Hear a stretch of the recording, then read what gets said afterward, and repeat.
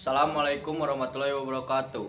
Dalam kesempatan kali ini saya akan mempresentasikan hasil laporan PKL saya. Sebelum masuk ke dalam pembahasan, perkenalkan nama saya Wildan Hidayatullah, dari kelas akomodasi perhotelan 1. Baik, lanjut ke dalam pembahasan. Ya, sekarang kita masuk ke pendahuluan. Latar belakang Prakerin. SMK adalah sekolah menengah kejuruan yang memiliki tujuan untuk mempersiapkan peserta didik menjadi tenaga kerja bagi masyarakat. SMK memiliki berbagai program yang dapat melatih para siswa agar dapat langsung bersaing di dunia industri setelah menyelesaikan pendidikannya, yaitu kegiatan praktik kerja lapangan PKL. PKL merupakan kegiatan pendidikan yang dilaksanakan di dunia usaha dalam upaya pendekatan ataupun untuk meningkatkan mutu peserta didik SMK dengan kemampuan peserta didik sesuai bidang serta dapat memberi bekal untuk masa yang akan datang. Dengan PKL ini sudah terdapat dalam kurikulum di SMK, yang artinya wajib dilaksanakan. Dengan PKL ini pembahasan pengenalan tempat industri. Hotel Horizon Ultima Bandung merupakan hotel bintang 4 yang berada di pusat kota, Jalan Pelajar Pejuang 45 nomor 121 Buah Batu, Kota Bandung. Sejarah singkat. Pada mulanya hotel bintang 4 ini milik seorang pengusaha swasta yang bertempat tinggal di Bandung, yaitu Tuan Dharma Effendi dan Nyonya Amalia. Namun berdasarkan akta jual beli perusahaan nomor 11 tanggal 5 Februari 1988 di hadapan Notaris Albertus Budiharjo Putra Esa dan akta jual beli nomor 32 tanggal dan notaris yang sama, seluruh aktiva yang meliputi tanah, bangunan yang ada di atas tanah serta perizinan yang menyangkut usaha perhotelan Bandung ini terjadi pelepasan hak milik dari pemilik Tuan Effendi dan Nyonya Amalia kepada PT Metropolitan Horizon Development. Sejak pengoperasiannya diambil oleh PT Metropolitan Horizon Development, hotel berbintang 4 Bandung ini menunjukkan suatu perkembangan yang cukup mengembirakan. Melihat adanya peluang pasar yang masih bisa diraih, kemudian PT Metropolitan Horizon Development memperluas usahanya dengan mendirikan hotel berbintang 3 yang di lokasinya bersebelahan dengan Hotel Bandung Inn. Berdasarkan akta jual beli nomor 61, 62, 63, dan 64 tertanggal 21 April 1989, sebuah taman rekreasi Pasundan Plaza yang berlokasi di Jalan Mas Kumambang nomor 6 bersebelahan dengan Hotel Bandung Inn dilepas hak pemiliknya oleh Bapak Dharma Effendi kepada PT Metropolitan Development untuk tujuan pendirian Hotel Horizon berbintang 3 dengan jumlah kamar 253 kamar. Pada tahun 1990, tepatnya tanggal 22 April 1990, Bapak Ateng Wahyudin selaku Wali Kota Bandung pada saat itu meresmikan pembangunan dengan meletakkan batu pertama sebagai awal pembangunan. Sarana dan fasilitas. Jenis-jenis kamar yang ada di Horizon Ultima Bandung. Hotel Horizon Bandung mempunyai 209 kamar yang terdapat di lantai 2 sampai lantai 9. Jadi dari 28 kamar standar deluxe room, 141 super deluxe room, 39 executive suite, dan 1 presidential suite. Jenis-jenis kamar dan tarif di Hotel Horizon Bandung.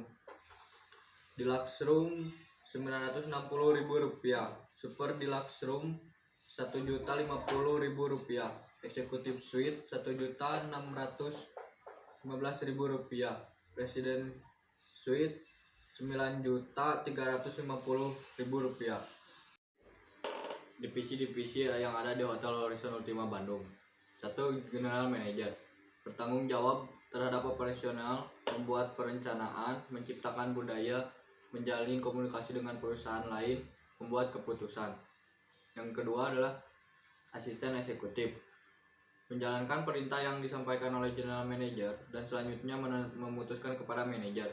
Eksekutif asisten manajer bertanggung jawab kepada General Manager, menyampaikan laporan yang dibuat oleh para manajer, mengambil alih tugas General Manager apabila sewaktu-waktu General Manager berhalangan. 3. Plan Engineer, Plant engineer adalah pejabat yang bertanggung jawab atas pemeliharaan, pengelolaan dan perbaikan seluruh aset yang meliputi gudang hotel, perlengkapan mekanik dan elektronik, dan energi hotel. Pengelolaan listrik, gas, air adalah tanggung jawab plant engineer.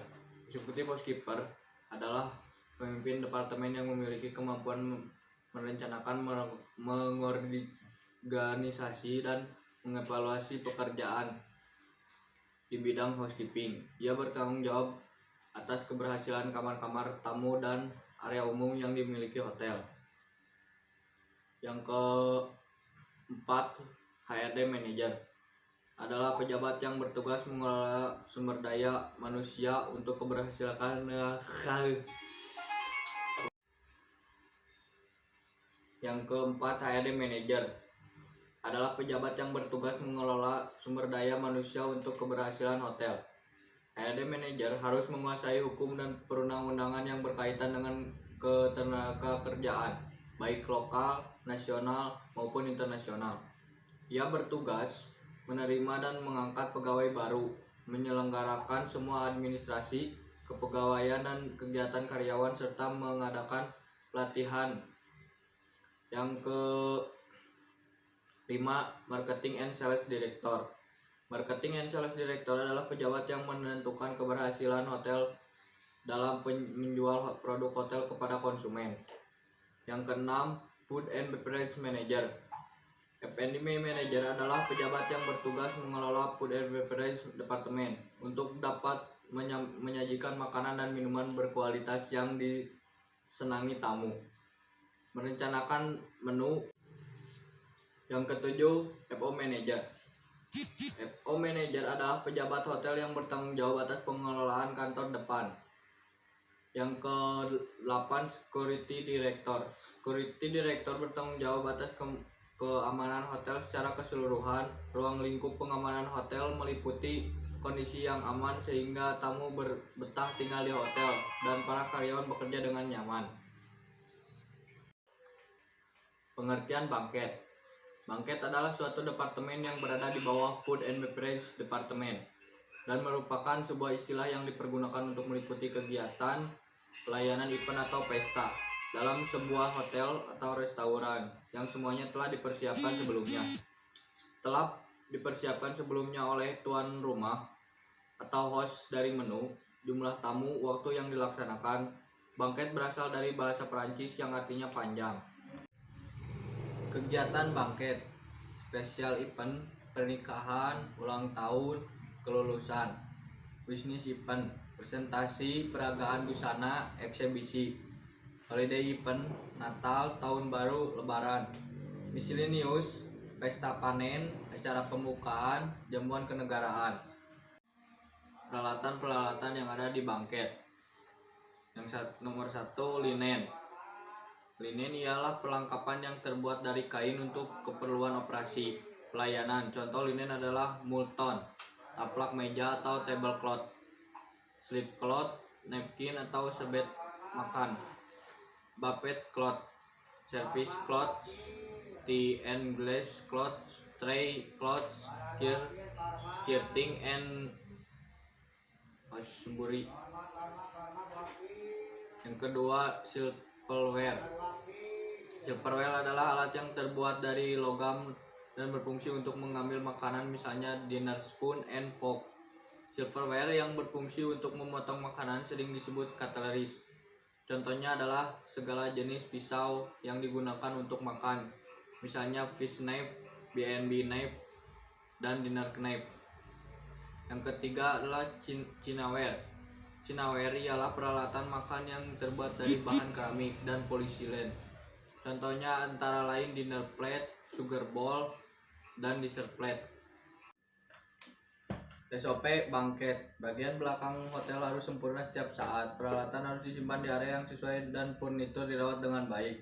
Kebersihan daerah ini sangat penting untuk menjaga standar kebersihan. Untuk setiap fungsi besar, satu orang akan bertugas mengatur BOH. Tanggung jawab yang meliputi: ia akan memastikan bahwa semua pramusaji, bartender, pelayan, dan juru masak menghormati aturan di belakang hotel, yang memastikan bahwa itu tetap merupakan area kerja yang efisien. Kendala-kendala kerja. Cukup kesulitan beradaptasi dengan lingkungan baru saat melakukan awal PKL. Kesulitan berkomunikasi ketika masih pertama kali terjun dalam dunia usaha atau dunia industri. Keterbatasan pengetahuan saya untuk menghadapi hal-hal yang baru terjadi di tempat PKL. Cukup kesulitan dalam mengoperasikan alat-alat karena keterbatasan saya lebih banyak teori dibanding dengan praktek. Minimnya pengetahuan saya dari pihak sekolah. 2. Pemecahan masalah. Saya sering bertanya, berkenalan, memulai pembicaraan agar saya lebih mudah teradaptasi di lingkungan tempat PKL. Saya memulai pembicaraan agar saya lebih akrab dengan orang yang berada dalam dunia usaha atau dunia industri. Saya mencoba dengan mencari ilmu di internet, juga sering mempraktekkan ilmu yang sudah pembimbing ajarkan. Setiap saya ingin mengoperasikan atau mengerjakan sesuatu, saya bertanya terlebih dahulu agar tidak terjadi kesalahan yang tidak diinginkan. Saya mengulang pelajaran yang pernah diajarkan pembimbing agar lebih memahami. Simpulan, bahwa dalam praktik kerja industri yang dilakukan di industri memiliki manfaat yang sangat besar bagi saya sebagai jenjang dalam meniti karir di bidang pariwisata dan perhotelan. Sebab dengan melaksanakan training di industri, saya bisa mengetahui segala sesuatu yang ada di hotel dan apa yang dilakukan di hotel. Saran untuk perusahaan, tetap jaga hubungan kekeluargaan antar departemen. Tingkatkan kualitas laundry agar lebih baik. Senior seharusnya dapat memberikan bimbingan dengan baik secara berkala kepada daily worker maupun trainingnya. Untuk menunjang kelancaran operasional kerja bangket, diharapkan agar kelengkapan peralatan lebih dilengkapi. Alangkah baiknya jam kerja disosialisasikan yang benar, sehingga tidak terjadi overtime. Seolah-olah manajemen hotel memanfaatkan para training dalam jalannya operasional pekerja. Hendaknya pihak hotel menjaga kedisiplinan karyawan atau training seperti tidak menggunakan handphone saat bekerja saat dikhawatirkan tamu akan melihat dan memberikan image yang buruk terhadap sikap dari karyawan hotel. Hotel diharapkan dapat mempertahankan kerjasamanya dengan pihak sekolah. Hendaknya dapat menerima training untuk bekerja langsung di hotel setelah melakukan praktek kerja industri. Saran untuk sekolah.